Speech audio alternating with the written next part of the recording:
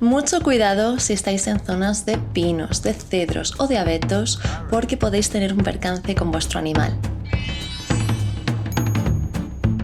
Bienvenidos animaleros un día más aquí al canal de Tu Veterinaria.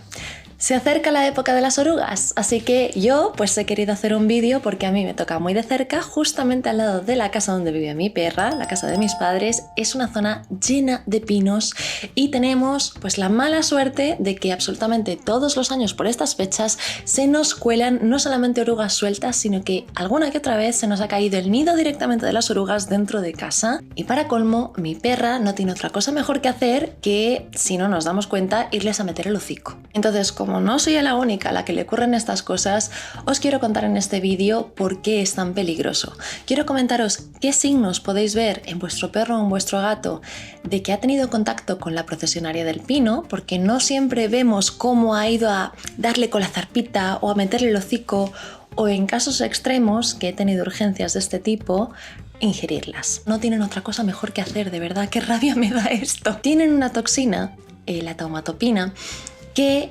está en los pelos, que además es que son extremadamente volátiles, finos, se quedan en el aire y es muy fácil que se les metan por los ojos, por los oídos, por la nariz, incluso por la boca, o en casos extremos ya os digo que algunos incluso ingieren las orugas, y es una toxina que puede producir desde efectos más leves como son irritantes hasta casos más graves como es la necrosis o anafilaxia.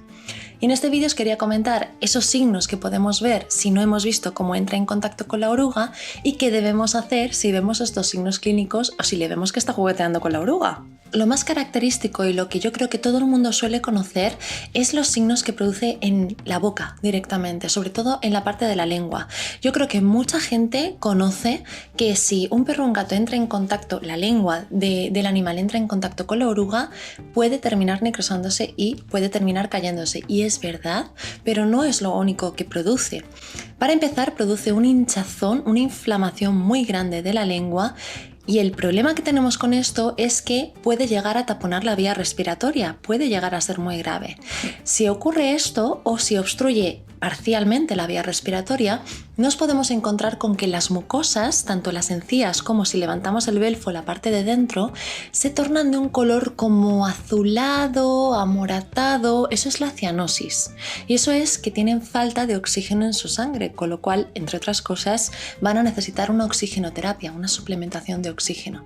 Otras cosas que podemos ver, que no llegan a ese extremo tan grave, empiezan a salivar.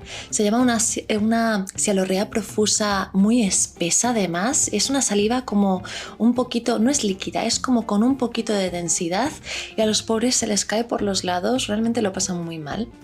Otra zona que puede estar bastante afectada, y esto es más de perros porque tienden a meter el hocico directamente o a darles con el hocico, como le pasa a mi perra, cuando ve algo que se mueve o algún bichito, se les puede hinchar todo el hocico, ponérselo como rojizo, la piel eritematosa, les empieza a picar.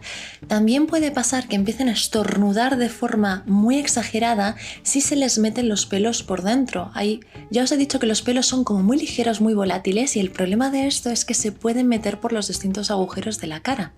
En los oídos también nos puede ocurrir, si se mete algún pelillo dentro, el problema es que puede estar irritando toda la piel de la zona, puede producir una otitis o una inflamación de todo el pabellón auricular, y en los ojos también puede llegar a producir irritación, si se le queda algún pelito por aquí por la zona, y todos los tejidos perioculares, la zona de las cejitas o la zona del cigomático, del hueso cigomático que es nuestro pómulo, también se puede empezar a inflamar.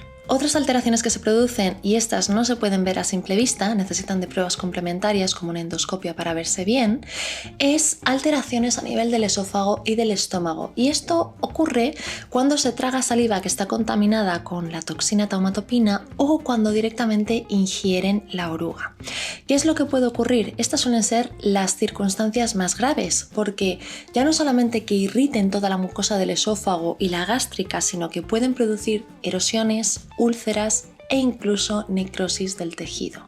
Lo mismo que os comentaba antes, que muchas personas conocen que la lengua se puede llegar a necrosar, y efectivamente es cierto, sí, se puede llegar a necrosar. También os digo, no os preocupéis en exceso porque dentro de todo lo malo, la parte buena es que Estos animales que sobreviven, que no están tan sumamente graves, pueden hacer vida normal si se les cae un trocito de lengua. Suena como muy, oh Dios mío, ha perdido un trozo de lengua y a lo mejor da un poco de asco si no estás acostumbrado, pero realmente la parte buena, ya os digo, dentro de toda esta circunstancia es que pueden hacer vida normal. Yo he tenido perros que les falta más o menos la mitad de la lengua porque la han perdido debido a esto y pueden beber y pueden comer de forma completamente normal, por fortuna. El problema viene si esto ocurre, esta necrosis, esta muerte del tejido ocurre en la zona del esófago o del estómago, porque ahí ya estamos hablando de circunstancias más graves. La necrosis del estómago puede producir directamente perforaciones y hay veces que no se puede reparar. Estos casos sí que suelen ser más graves. Afortunadamente no son todos, ni siquiera la mayoría. Con lo cual, lo que hay que intentar es no llegar hasta esos extremos. La gran mayoría de los casos ya os digo que no llegan hasta esos extremos porque se actúa antes, y todas las zonas que os he comentado antes de los síntomas que se ven a simple vista, la nariz inflamada, la lengua inflamada, el cambio de coloración de las mucosas, la salivación profusa, el eritema, el picor, la hinchazón de todos los tejidos que entran en contacto con esta sustancia urticante, sí que son reversibles y llevan vida completamente normal sin ningún tipo de secuelas. Pero lo que tenemos que intentar ante todo es no dejar pasar mucho tiempo entre el contacto con esta sustancia tóxica y la atención veterinaria, que en este caso es de urgencia. Cuanto menos tiempo tardemos en llegar al veterinario y en poner un tratamiento apropiado, mucho mejor. Bueno, ¿qué es lo que va a hacer nuestro veterinario? Para empezar, un tratamiento específico.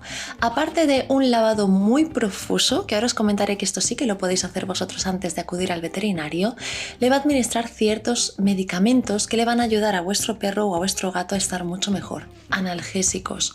Duele mucho esta situación. Que un tejido esté dañado y que cada vez vaya peor, duele. Necesitan analgésicos para calmar ese dolor, necesitan antihistamínicos, corticoides, muchos de ellos también necesitan suplementación con oxígeno, por lo que os comentaba al principio del vídeo. Hay veces que tenemos, ya sea en las vías respiratorias inflamadas o la propia lengua, si está muy hinchada, me puede estar taponando parte del respiratorio. Necesita de estos suplementos también. Otras cosas que también se suelen hacer, que yo he hecho mucho de hecho, anestésicos locales mezclados con protectores gástricos, pero son protectores gástricos que forman como una especie de película que se adhiere a la mucosa tanto esofágica, gástrica y también a la lengua. Este tipo de cataplasmas, por llamarlo de alguna forma, ayuda por una parte a proteger todo el tejido de esta erosión y esta ulceración constante y por otra también le ayudan a aliviar ese dolor que está sintiendo. Algunos se tienen que quedar internados durante varios días, pero es que hay otros que no les hace falta y a lo mejor con pasar una noche en el hospital, o incluso hay algunos que ni siquiera se quedan internos si son signos muy leves, con el tratamiento van bien y luego os mandan uno para casa. Antes de llegar al veterinario, porque también soy consciente de que hay veces que tardamos bastante tiempo en llegar a un centro de urgencias. ¿Qué podemos hacer? La taumatopina es una toxina termolábil y esto es una ventaja para nosotros. Significa que con la temperatura, con elevadas temperaturas, se inactiva. Esto lo vamos a llevar nosotros para que sea una ventaja a la hora de tratarlo.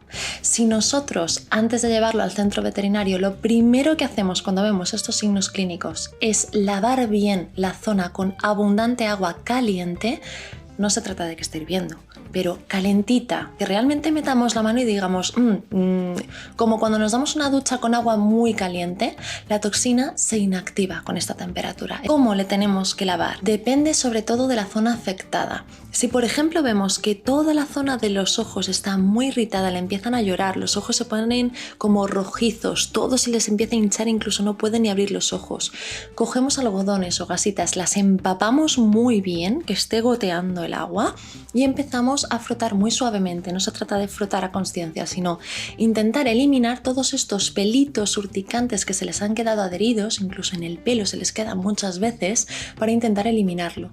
Haced hincapié en la zona del lagrimal, porque muchas veces se quedan ahí pelitos como entre medio fuera, medio dentro del ojo, y tenemos que limpiar bien esa zona. Los oídos El problema es que no le podemos meter agua dentro de los oídos, pero por fuera en los pabellones o el pabellón auricular por dentro sin que le esté goteando agua dentro, sí que podemos limpiarlos. Las patas es de las partes más fáciles de limpiar, porque muchas veces, esto les suele pasar más a los gatos, empiezan a dar así con la pata en la oruga, a algunos perros también, y vemos que las almohadillas se les empiezan a hinchar, a poner rojas, les duelen, empiezan a lamerse. El problema con esto es que luego ingieren todos los pelos que lamen y los deditos se empiezan a hinchar, a inflamar. Cogemos un barreño muy grande, lo llenamos con agua, tampoco hace falta que sea exageradamente grande, que le quepa las patas. Lo llenamos con agua calentita y sumergimos directamente sus patitas ahí y las dejamos bien en remojo, que le llegue bien todo el agua entre la zona de las uñitas, entre los deditos, entre las almohadillas, para inactivar esta toxina y eliminar todos los pelitos urticantes. La parte que quizás sea más controvertida y quizá un poquito más difícil de limpiar con el animal despierto es la boca. Yo creo que es la boca la más complicada con el animal despierto.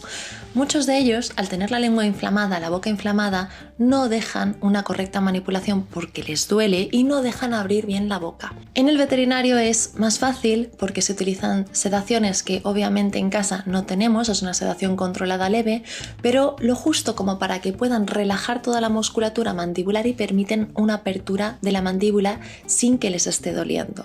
Y ahí se puede limpiar muy bien todas las partes de dentro de la boca, la lengua, incluso hasta su base, el paladar blando, pero en casa podéis llegar hasta las partes que os dejen.